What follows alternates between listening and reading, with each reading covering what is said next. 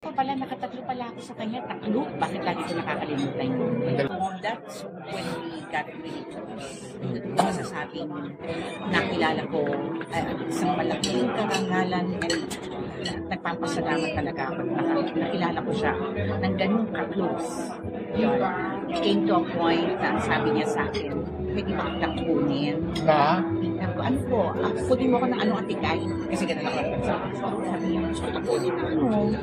Sa akin ka na lang. Sabi niya. Kasi, wala, siyempre hindi yun, di ba? Wala naman naka-assign na PA sa kanya. Parang sa akin, mura-uno rito. Diyos ko, hindi pa kayo pinapanganak, umaate na yan. Sa loob-loob ko ba? So, parang ako, I knew how important, how valuable an artist she is. Okay, and working with her, so dahil doon pa lang, nung una kasi ayaw niyang gawin na eh. Kasi walang script, di ba? Brillante Mendoza. Doon niya ako kinaibigan, sabi niya, Ruby, asa ng script? Wala nga, atigay. Meron sila, sa kanila lang, sa staff ng sa director. Tayo mga artista, wala. Hindi ko kaya. Kaya mo. Hindi ko kaya. Kaya mo nga. Noro-order ka eh. Sabi ko ganun sa kanya. Hindi ko nga kaya. Sabi niya ganun. Uuwi na ako. Ay, naku, hindi ko pwede. Ginawa ko. Sabi ko, hindi ako nagbibiro. Nag-walk out ako. Nasaan kayo nun? Tawi-tawi. Ang layo! Sabi ko, atigay. Sobrang secret natin to. Ngayon hindi na secret kasi sinasabi ko na total ano na naman. Umano ako. Kasi ano rin ako din crowd director. So meron akong script. Okay.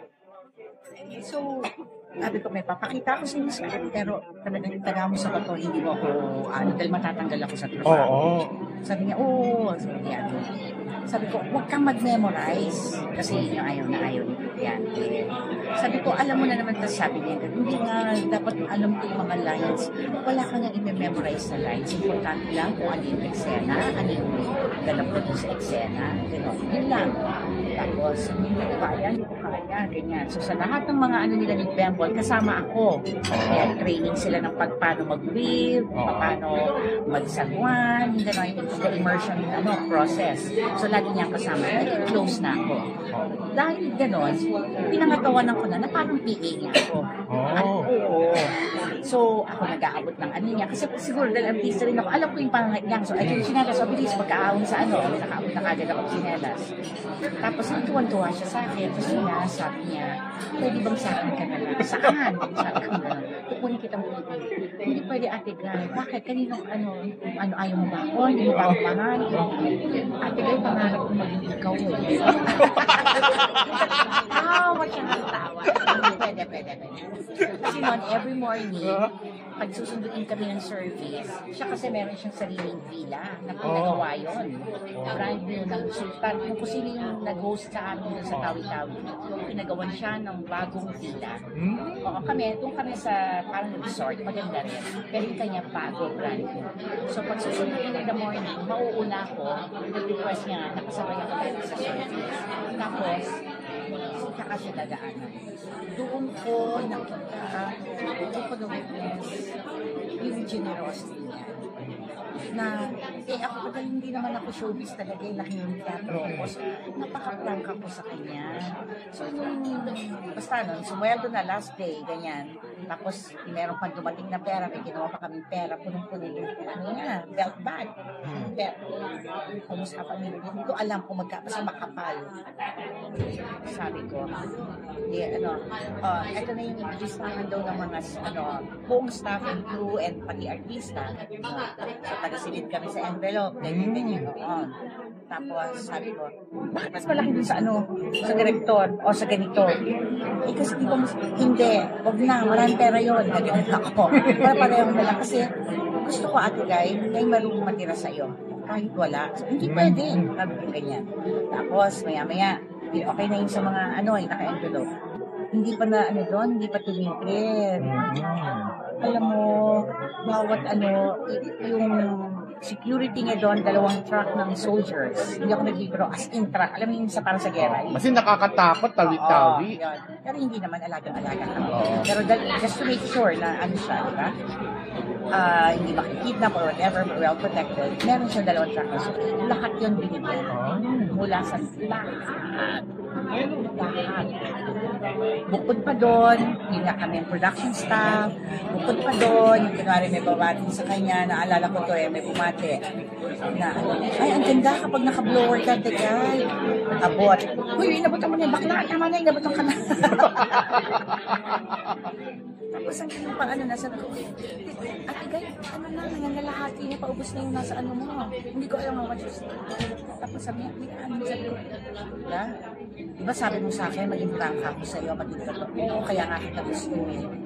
Ito pala, chismis. Sabi ko gano'n. Anong chismis? Sabi naman niya, diba? Mga maritas din ang mga ang mga artista. Na, kaya ka naghihirap kasi sobra kang generous to ako. Sabi niya, ano ka ba? Yaan mo na. Galing naman ako sa wala. Alam ko, nagtitinda ka ng tubig, etc. Kaliga yung life story mo. Salamat ako. At hanggang ngayon, yung paghanga ko sa kanya. Kita mo naman ang Bona, di ba? Napanood mo. Siyempre ngayon na pinapanood ko ngayon, yun yung klase ng acting that we're trying to achieve now. Yung parang low-key lang na, alam mo yun, low-key na, parang kagaya ni Jackie, pero sa kanya mas varied yung emotion. Kaya magkaiba naman sila ng style. Okay?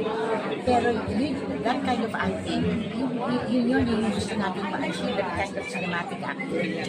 And mukun pa lang, ilaan year ang Bona. Diba? Ganun na ang klase ng pag-acting niya. So, irreplaceable talaga, malaking kawalan siya. Nag-iisip na nga ako pag gagawin ba yung video sa utak ko. Kasi hindi pwede sa mga artista natin. Ngayon. Kasi pangarap niya yun eh. May isa pelikula yung life story niya, may share niya. Ang hirap ayoko magsabi na pero parang ang hirap niyang hanapan ng Kasi una, kailangan mo yung market. Number two, of course, civil, we're quite close to her physical, di ba?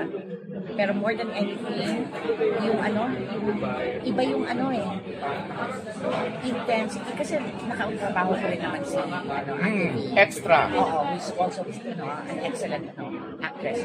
Pero pag pinapakompare na ako, mahusay, napakahusay, well-deserved yung award niya. At kita mo na humulog kay Ate yung paglaki niya bilang bata hanggang lumaki na siya sa mag-aartista. Yung paano natutunan natin. Ngayon, ikukumpara mo siya kay Nora Aunor. Hindi ko inaano si Ate Pia, ina-undermine or anything. But iba yung lalim ni Nora Aunor. Kasi nga yung pinanggalingan niya, yung buhay niya, may yung mga kinukwento niya sa akin, kahit anong artista na siya, yun, parang wow, talaga, parang hindi naman pala isang ganun niya lang. Sabi niya rin ng director, kung ano-anong mababasa mo na sa mata niya, kung sa look niya, gano'n.